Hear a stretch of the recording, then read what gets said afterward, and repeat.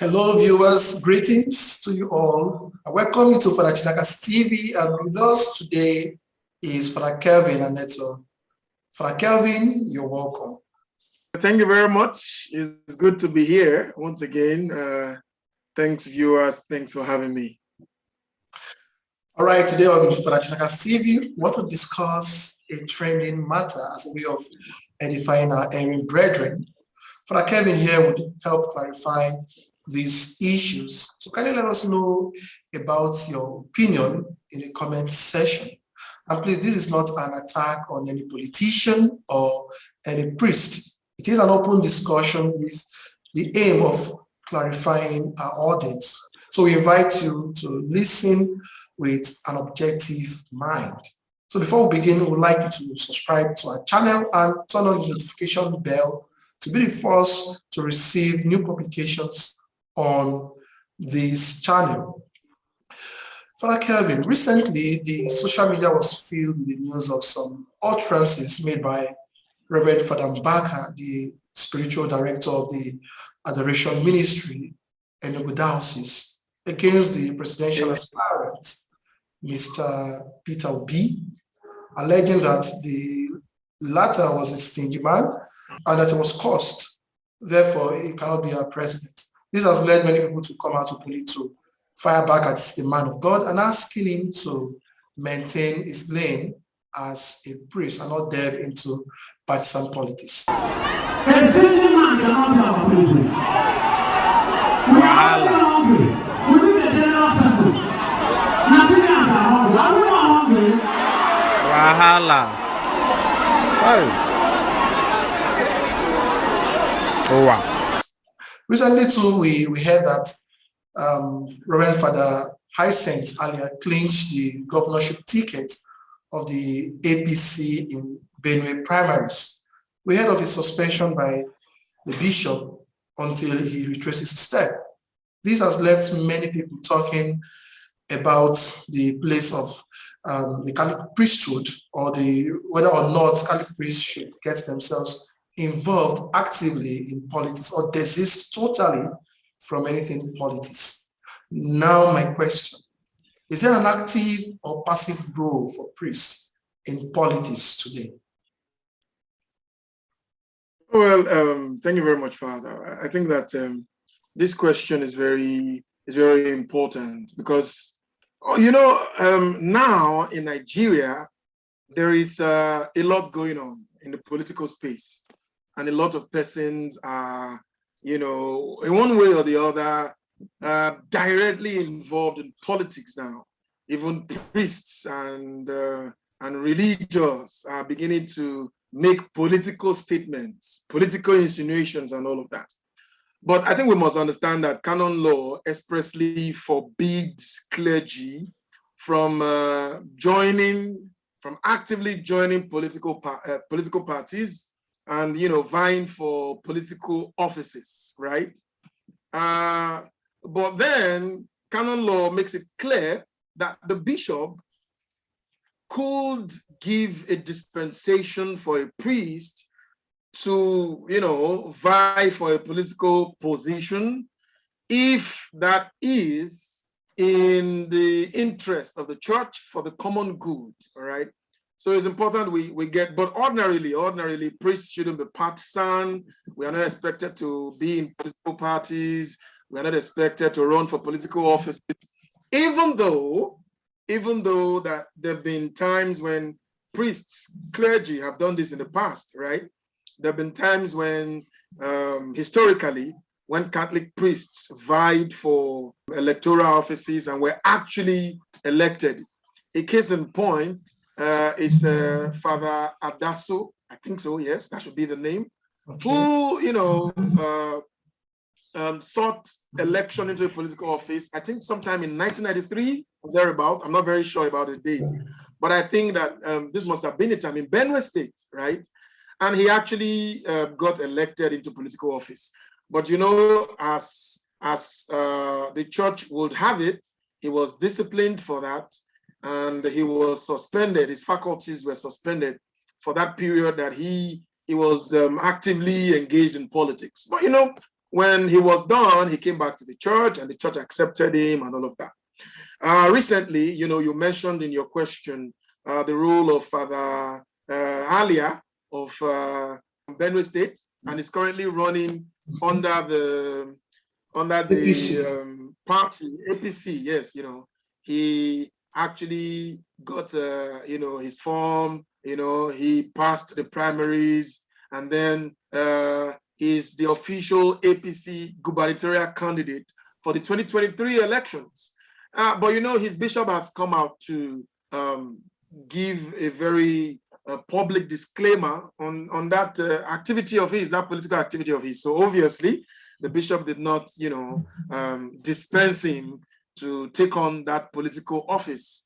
So the bishop has suspended him. The bishop has suspended him from active priestly ministry, and he has also replied.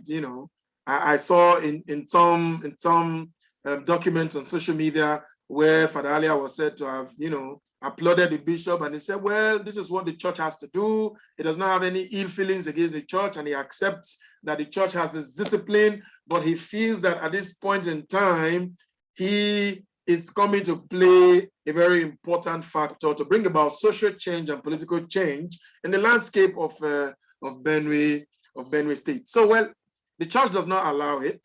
Whenever the church allows it, the church says expressly with the permission of the diocesan bishop. Well, that's great. Thank you, Father K. This is something we must understand. If it does not go with the express permission of the diocesan bishop, Catholic priests do not have active roles in politics. So, Father Kelvin, this is also another question. It has to do with prophecy and prediction.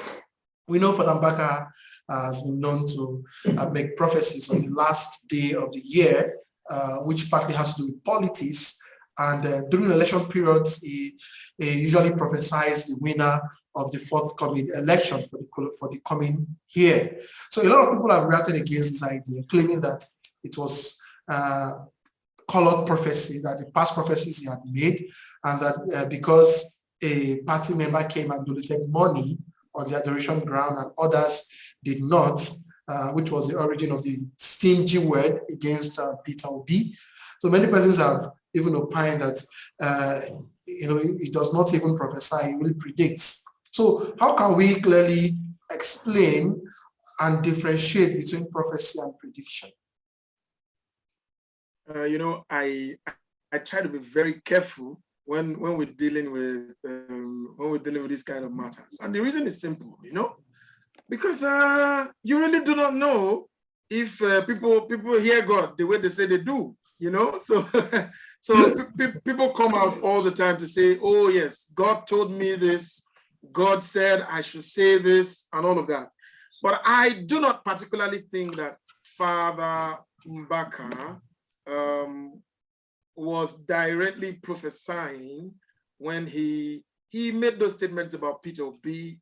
The particular text I saw, when I say text now, I mean the particular video I saw on social media did not begin. So the moment from which I started watching the clip, it would seem as if Father Mbaka was, making general admonitions, and he was just advising his congregation on what to do, on who to vote for. So for me, they were just like informed personal opinions of his, right? At that point, I did not think he was making any prophecies. Because if you go back to the whole biblical history of prophecy, how a prophet is seen to be the mouthpiece of God. That is why prophets were referred to as the Navi, like the mouthpiece of God. Those who took messages from God to people and then stood in the breach between God and his people. That's how you understand that whole role of Abraham, the role of Moses. These were the very first prophets that we encounter in scriptures. And prophecy, as we understand from scriptures, is that people spoke what God wanted them to say to the people, right?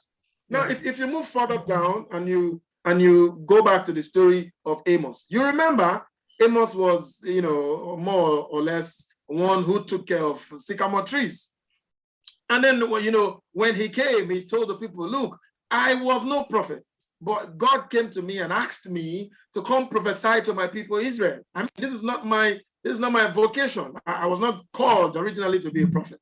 So God gave him a specific message for the people of Israel, and he came and delivered those messages. So this is the original sense in which we understand prophecy, right? We understand prophecy to mean the acts, if you like, of inspired persons receiving messages from God and translating, if you like, these messages or transmitting, I think that's a more appropriate word, transmitting these messages to the people. So if you put that side by side with what Father Mbaka did in this particular context, then I do not think that was prophecy of any sort. Yeah. I mean, Father Mbaka himself did not say he was making prophecies, right? Yeah. Because after all that backlash on social media and all of the things people said, do not forget, Father Mbaka himself issued a disclaimer and he said, look, I mean, I never meant that in the way that people took it, I'm praying for Peter Obi. I'm praying that God grants him his desires. I'm sorry that people took this out of context. So he humbly apologized, right? Yeah. So I think the problem is more with the followership of Father Mbaka. And this is where the problem really is. And you see, most of the things that we saw people do or write, all of those rejoinders you saw on social media, where people try to do damage control, because those who follow Father Mbaka do not seem to get the distinction between prophecies and fortune telling, and like you said, predictions, right? Yeah. Going back to the church fathers, I remember I did a write-up very recently, and I was quoting what St. Thomas Aquinas, says when he categorizes the types of prophecies, if you like. And he says there are three, right? The first one is the prophecy of denunciation. The second one is the prophecy of foreknowledge. And then the third one is the prophecy of predestination, right? So in denunciation, God reveals something that is going to happen, but something that may not happen if we pray or if we do something. You remember when Jonah came to Nineveh, and it says 40 days from now, and Nineveh will be destroyed. That's a prophecy of denunciation. Yeah, exactly. All right? Yeah. Right? So that in itself was a prophecy of denunciation. So he was saying, look, if you do not repent, 40 days you'll be destroyed. Yeah. And then there's a prophecy of foreknowledge. Prophecy of foreknowledge, happens when God presents events to a person, to a prophet, events that are not within your own knowledge, right? In this situation, God reveals things to the prophet, things that he ordinarily cannot know, okay? So that's a prophecy of foreknowledge, things that will happen, but that you do not know, but that God has now revealed to the prophet. So that's a prophecy of foreknowledge, right? And then the last one is a prophecy of predestination. And it's about God telling the prophet things that he is going to do, right? Things that have been predestined to happen. So if you look at these, these three areas of prophecy, as St. Thomas Aquinas says, you'll discover that what Father Mbaka does during political seasons does not really fit into any of these areas, right? I believe that what Father Mbaka does is, make predictions, like you said, based on the extant situations. Now, a lot of people are going to come for you for holding that opinion, right? Definitely. Yes. I wrote something on social media, and a lot of persons are, they are coming for me. They are saying a lot of negative things. And I know that all of us who've done that, we have expressed that kind of thing as well. Of course. And then my colleague, Father Kelvin Ugu, he wrote something on that as well. And, he's not seriously. So, but why I think that the followers of Father Mbaka need to be, checked is that they do not seem to understand there's a difference between prophecy, there's a difference between prophecy, predictions, soothsaying, exactly, fortune telling, right? Yeah. Now, soothsaying and fortune telling, they have to do with predictions about the future. And these predictions sometimes are diabolical, right? Yeah. And then sometimes they are not. Sometimes they're just based on reason. You know, you just add 1 + 1. For instance, if I see a man drinking at a beer parlor and he's going to drive, I can predict and say, this man will crash, right? Of course. That's a prediction. Yes, that's a prediction based on the things I've seen. It's not a prophecy because I've seen that this is going to happen. But some other times, right, soothsaying or divination or fortune telling could have a diabolical undertone, right? Okay. Now, if you go back to Acts of the Apostles, chapter 16, Acts of the Apostles, chapter 16, you remember that whole story of Paul and Silas, their encounter with the slave girl who had a demon of fortune telling, right? Yeah. Now, this slave girl was making a lot of money for the masters. But as soon as Paul looks back and casts out this demon, the girl fell silent. And that was how Paul and Silas got in jail, you know, and they were arrested and all of that. So true prophets could not stand the presence of this demonic force that was, you know, soothsaying. So when Paul decides to, you know, exorcise that girl of that demon, it became bad for business. It became bad for business, right? So really, I think it's important for us to begin to make distinctions between what's actually prophecy, what's prediction, what's fortune telling. You know, because, and I think I have to make this point, and I think that to a very large extent, many of us today do a lot of fortune telling, right? Because fortune telling is about, it's telling people's fortunes. We say, tomorrow you will buy a car, amen. You know, you build a house, amen. You know, because it's always about, you know, it's almost like a motivational speech kind of thing. So I am telling your fortunes, you'll do well, you'll do great. It will be well with you and your family, amen. Ordinarily, there's nothing wrong with that. But when it is mistaken to be prophecy, that is where you have the problem. Wow, that's awesome, Father. And dear viewers, I believe you are actually enjoying this program. If you have the thoughts, you could also let us know in the comment section. Thank you, Father Kevin, for these wonderful insights. So we know that what is called prediction is prediction. Somebody observes critically a situation at hand, and he could easily foretell what could happen from the result of the experience he has had. And a prophecy, to want to prophesy, one is speaking in the place of God. God is actually sending the person to speak on his behalf.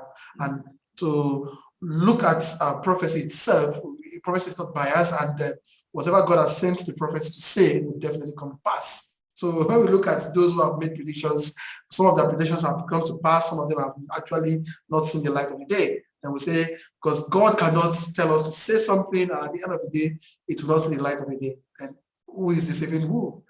God does not deceive. He cannot deceive himself, neither would he deceive us. Thank you very much for that, Kevin. And just the last question. A few days ago on Sunday, I learned about the protest going on at the adoration ground arising from the intervention of the Bishop of Enugu Diocese, Most Reverend Callisto Sonaga, you know, as a disciplinary measure on Father Mbaka in curbing his recent utterances against Mr. Peter Obi, bearing in mind that this is not the first time a similar thing had happened. So part of the reaction of the people reads, Onaga must go. When I saw that, you know, the placard raised, I felt so horrible, that this is so absurd. This reflects the ignorance of the people who seem to lack knowledge on the church's hierarchy, the supremacy of the bishop over the priest, and above all, the vow of obedience made to the bishop by the cleric on the day of ordination.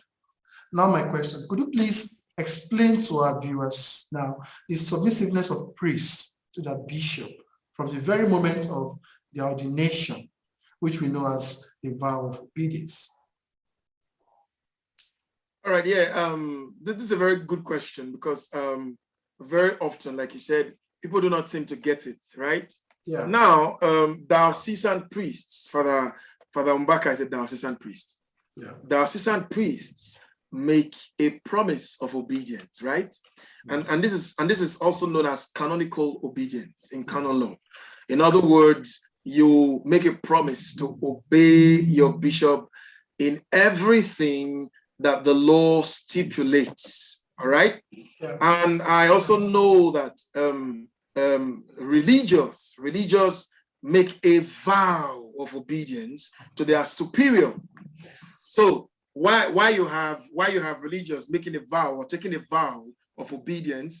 Secular priests are also diocesan priests. They make a promise of canonical obedience. Here, I want us to look. Please permit me to open the canon law here because I want to be very precise, right? Right. If you know the codes that deal with the rights and privileges of priests, that there are actually a bit many from 273 to 289, right? Now these codes talk about the rights and privileges of priests. And then Canon 273 says, clerics are bound by a special obligation to show reverence and obedience to the Supreme Pontiff, first of all, and then to their own ordinary, who, of course, in the case of the diocesan priest, is the bishop, right? So in this situation, yes, clerics are bound by the special obligation. It's an obligation, you know? So, you know, they promise to obey their bishops in everything stipulated by law. So how does that translate to what we saw in what happened a few days back and how we think that Father Mbaka should or should not have reacted, right? Yeah. Okay, so now if you go back, if you go back to some penal, there's something I want us to look at too. Okay. Why we are considering obedience in the context of law, right? It is important that we look at Canon 1205, Canon 1205. Okay. It talks about sacred places, right? Now this canon says sacred places are those which have been designated for divine worship or for the burial of the faithful through a dedication or blessing, which the liturgical books prescribe for this purpose, right? Okay. Okay, so yeah, so before a place can be used for adoration, it is presumed that this place would have been blessed, right? If this place is to be used for permanent worship, this place would have been dedicated. Okay, so either of these.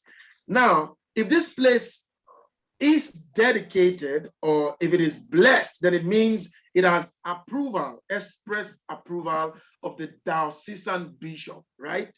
For that place to function effectively. Okay, now I want us to look very quickly at Canon 1210. Now, 1210 says, only those things which serve the exercise or promotion of worship, piety, and religion are to be admitted into a sacred place. Only those things which serve the exercise or promotion of worship, piety, and religion are to be admitted into a sacred place. Anything which is not in accord with the holiness of the place is forbidden. You take this code and you juxtapose it with what happened at the adoration ground, you discover that it was sacrilege on many levels. Sacrilege on many levels, right? Now, you already mentioned that the bishop had, written to say, look, we are suspending worship from going on in this. Of course, it's well within his rights. Don't forget, I just quoted the law that says, a place before it can be used for worship has to be blessed or dedicated, right? And it's the bishop who grants dispensation for that. It's the bishop who gives permission to do that.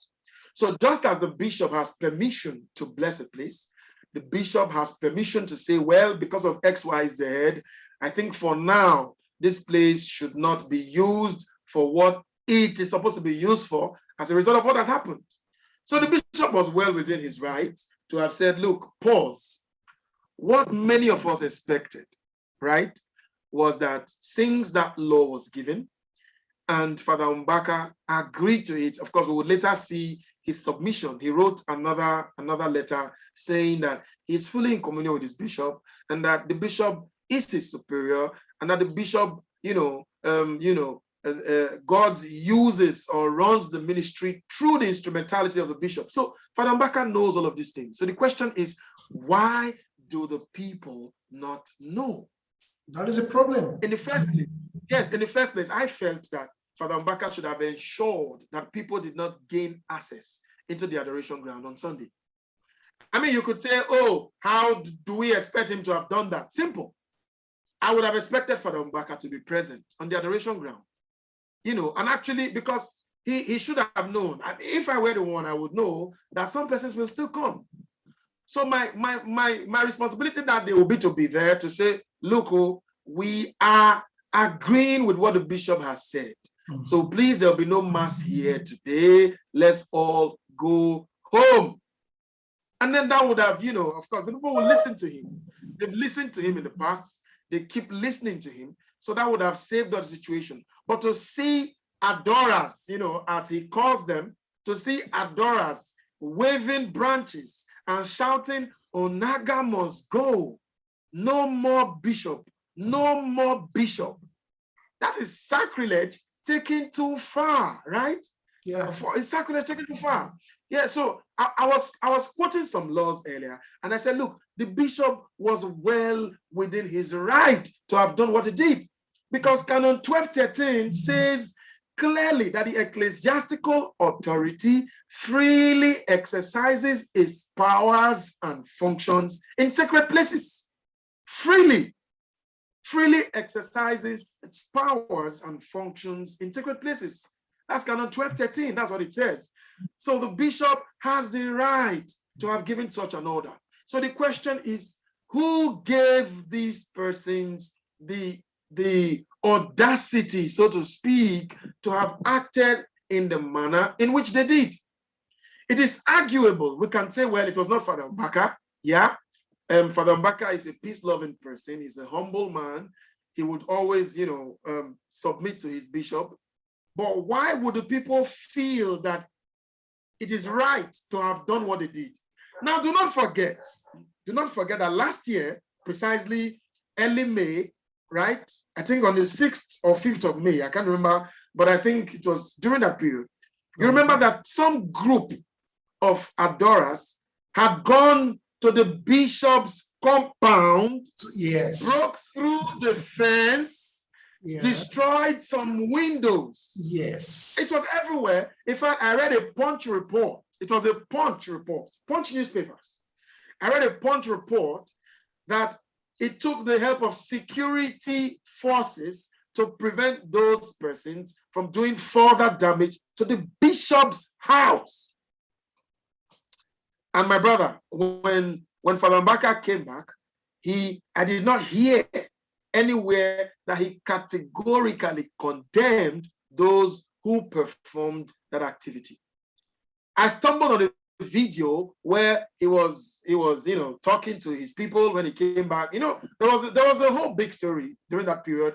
Father Mbaka said he was adopted, he was said to have been kidnapped, and the people were looking for him. And Father Archie, who is the communications director, would later say in an interview to a Catholic news agency that, Father Mbaka was not kidnapped. He came out to say Father Mbaka was not kidnapped by anybody, that the bishop invited him. He was with the bishop. The bishop had released a statement then saying, and this is the first time, it was in 2021, May 2021, that the Adoration Center was to be shut down. The bishop said, look, my brother, come and undergo a retreat for a certain period. But because of that mob action, that whole thing could not take place anymore, because Father Mbaka later had to be, he came out and later came out. He did no longer undergo that retreat he was supposed to undergo. So the big question is, what kind of teaching do these persons receive in that adoration ground? And whether you like it or not, Father Mbaka is responsible for the, for the actions of those in that particular adoration ground, So it's not about whether or not you are jealous of Father Mbaka. It's not about whether or not you hate Father Mbaka. The simple truth is that he is responsible for the actions of those in that adoration ground. And that's the truth of the matter, my brother. Father, you are just right. I cannot disagree with you on this. This is just the plain truth. And I would like to quote Bishop Godfrey Ona. I think he released a statement which is quite compatible with the situation at hand, which I believe it was somehow addressing the situation. He said, Pentecostal superficiality destroys the church faster than Islamic fundamentalism because it is killing the church from inside, ridding it of its own content. And that is the problem that we are facing in the church today. So if as a man of God, I own an adoration ministry as it is, I should be able to carry my people along, with the authentic Catholic faith. This is how things are done in the church. The church has its own hierarchy. As the spiritual director of the adoration ministry, he is not a GO. People mistake that. People think Mbaka is like a GO, a God on his own, who directs his affairs, or that his bishop was jealous of him and they had to prevent him from doing what he's supposed to do. So that is just a problem. The onus lies on the hands of priests ourselves. It lies on our hands to continue to carry our people along and let them know these things. And when we don't do these things, it backfires on us. And that's why we see things like this, Pentecostal superficiality, killing ourselves, fighting ourselves. If the people of God could come out and protest against the bishop, the very bishop that can send that priest on studies indefinitely, like just get out of the diocese and go somewhere else, or send the priest on years of private retreat. People don't know the power of the bishop, and so that is a problem. That is a problem we think we have. We can react on anything, fight the bishop because the bishop is taking our favorite priest and all. So this is something we have. These are plain truths. That is how the church operates. The church is not a Pentecostal or one, church that woke up yesterday and decided to run the things in its own way. So I believe this video has answered the majority of the questions actually sent to me. I decided to invite Father Kevin and Neto to assist in, at least when they see a different priest addressing this question. Maybe people are already used to it. So when they see a different priest addressing this with a fresh insight, they would come to understand it better. So in a very special way, I want to appreciate Father Kevin for coming online. Father Kevin has been a good brother to me. He has been available.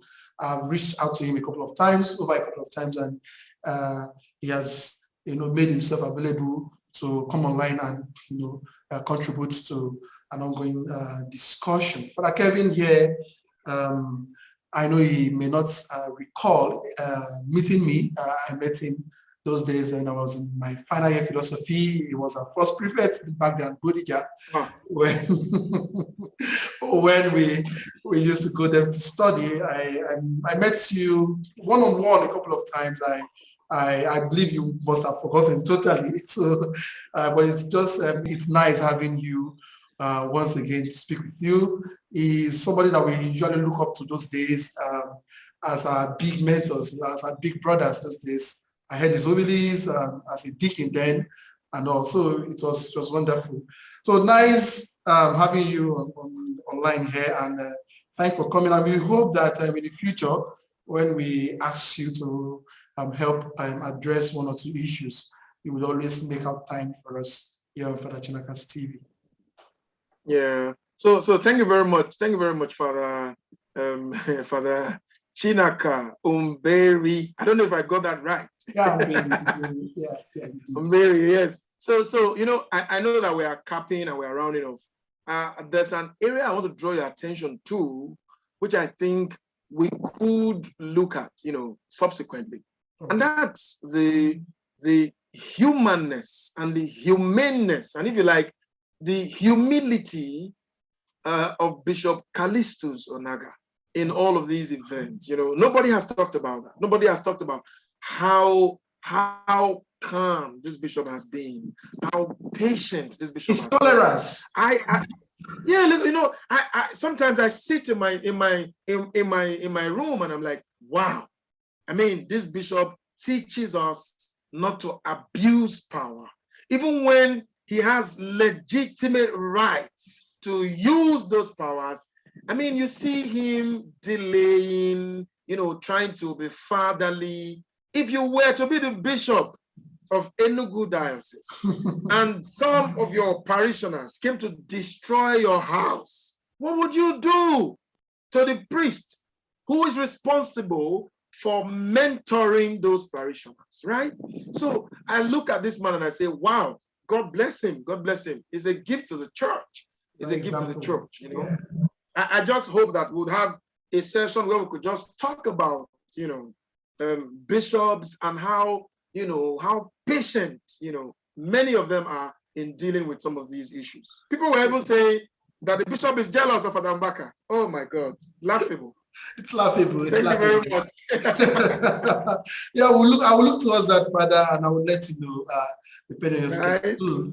Yeah, thank you very much. And dear viewers, thank you for being with us. Thanks for your patience, and continue to follow our channel. And as you do that, we promise to always update you and keep you posted with our frequent publications.